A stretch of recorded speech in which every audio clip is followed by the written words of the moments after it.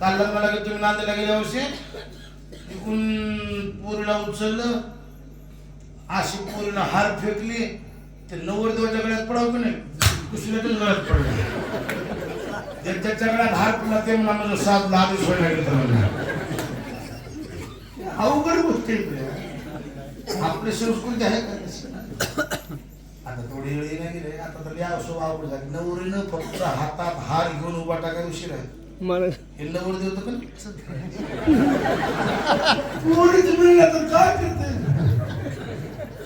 गावाकडे 50 पोर आहेत निव्वळ देवाला सोडायच्या कामाची मला काही दुसरं अशी देऊन ऐकतील टिक टिक टिक टिक टिक टिक टिक टिक टिक टिक फलाण्या पाटलाचा पोरच्या पोऱ्या मारतीला जाण्या सोडला हो डाळ पुढं पोळी मागं एका लेकराला म्हातारा जेवायला गेले त्या पूर्णात वरण वाढले वरणात वाकून बघाले काय पोरग त्याला मध्ये बाबा बाळ बाळ बरोबर करते डाळ हलकतून चलले आपल्या चलते आणि त्याच्यात फरक असते वर जावायचा स्वयंपाक वेगळा महाराजाचा वेगळा आणि पंक्तीचा वेगळा मला जावायचा सगळं जेवायची डायवाली 17 भाज्या होत्या माईच्या किती भाज्या 17 वाटून मी विचार करू कुणीकून सुरू करावं इकून सुरू करावं तर ती काय म्हणते ती इकून सुरू करतं काम की कोणती भाजी कवा खावं की मी विचार करू जावाय जसं खाईल तिनं 16 वाट्यात ती भाजी खावणार 17 वाट्यात हातच नाही ना आणि ती माझ्या डोळ्यात सुरू लागते चम चम चम चम चम चम चम त्याला खायची नसेल मला काय झाले त्याची नजर चुकून वाटे घेऊन फुरकून फुरका मारला आंबट नाही तिखट नाही घरट नाही तुरट नाही चट पाणी लागलं शेजारच्या माणसाला मामा वाटत काय ते हात धुवायचं पाणी आहे म्हणजे आता मी कशाला म्हणून पेरेन ना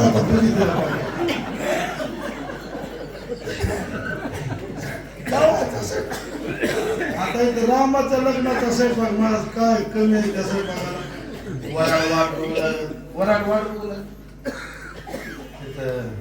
सीतामाईनं काय केली असं खाली बारक्या नजरेनं बघितली पुन्हा बापाकडे बाप होते जनकराजे पप्पा तुम्ही काहीतरी करा जनकानं सांगितलं पोरायश्वराच्या भानगडीत शहाण्या माणसानं जाऊ नये लग्न घंटा उशिरा लागत मी मध्यस्थी करेन खरंच आहे महाराज शहाण्या माणसामध्ये आता तर धिगाणा झालं लग्नाचं एक नवरदेवाला घेऊन उचलले ते नवरीला घेऊन उचलले पहिले नव्हतं असले सगळं बिघडून गेलं ते आपशिदा टाक जे कोणाकडे बसाले हार घालाच्या टांगला तर ना इकडून नवरदेव हार घालला तिकडून नवरीला उचलायले इकडून नवरी हार घाल आपल्या संस्कृतीचा पट्ट्या बोल लोकांनी करून टाकला महाराज हे आपली संस्कृती असली नाहीच मीच वृत्ती लोकांची निर्माण झाली काल लग्नाला गेलो तुम्ही नांदेडला गेल्या वर्षी इकडून पोरीला उचललं अशी पोरीनं हार फेकली ते नवरदेवाच्या गळ्यात पडाव की नाही दुसऱ्याच्याच गळ्यात पडलं ज्याच्या गळ्यात हार पडला ते म्हणा माझं सात लादी सोडला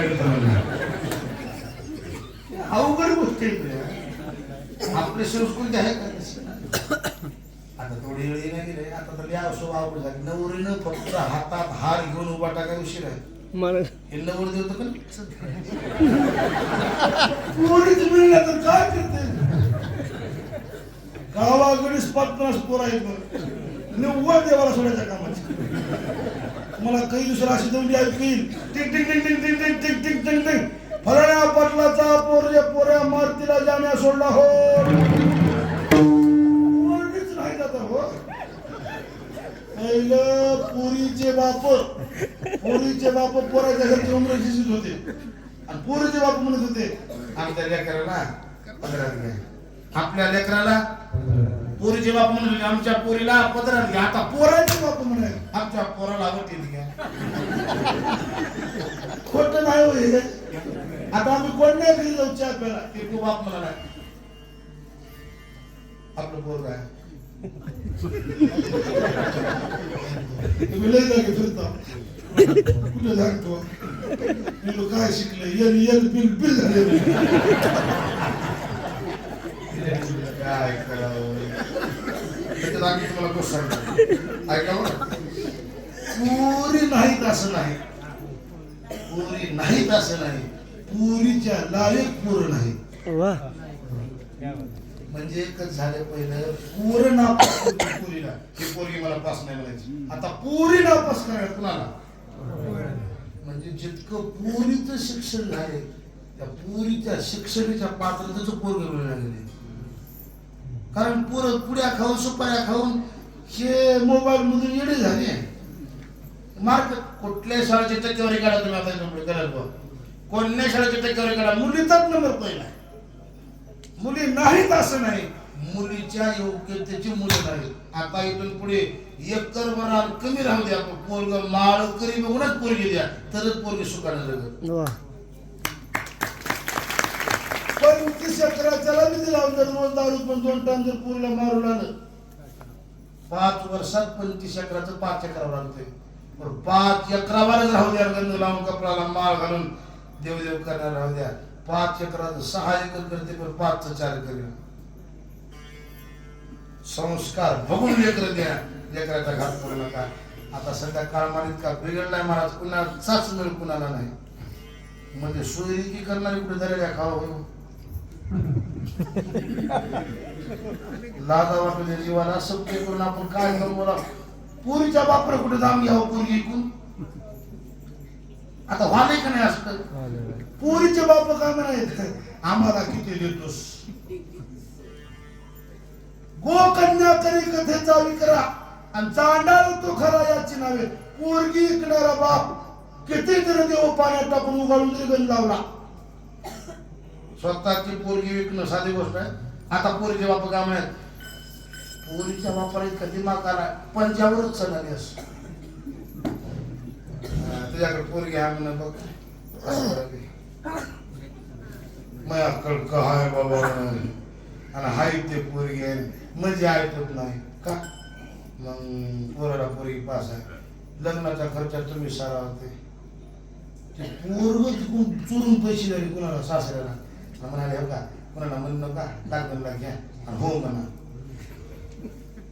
असल्या घटना तुमच्या कानावर यायलाच का नाही बोलत होत ना. मी सांगावं होतं तुम्हाला ते करून नको सांगायला गेलं, मला काय हुकी उठली नाही काय नाही. तसं काय नाही, टाइम मिळायला गेला म्हणायचं नाही काय नाही. आज सध्या काळमान विचित्र झालाय.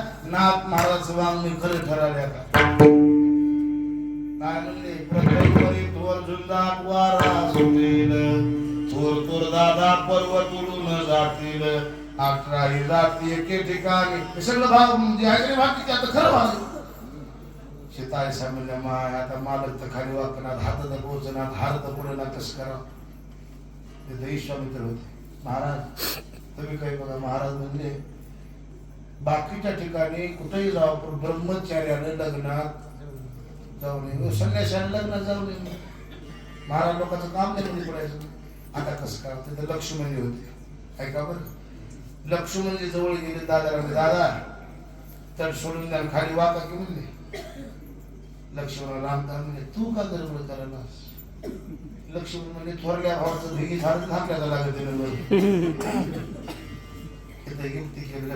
लक्ष्मण संत आहेत ऐका. राम म्हणजे ब्रह्म, सीता म्हणजे माया, लक्ष्मण म्हणजे संत.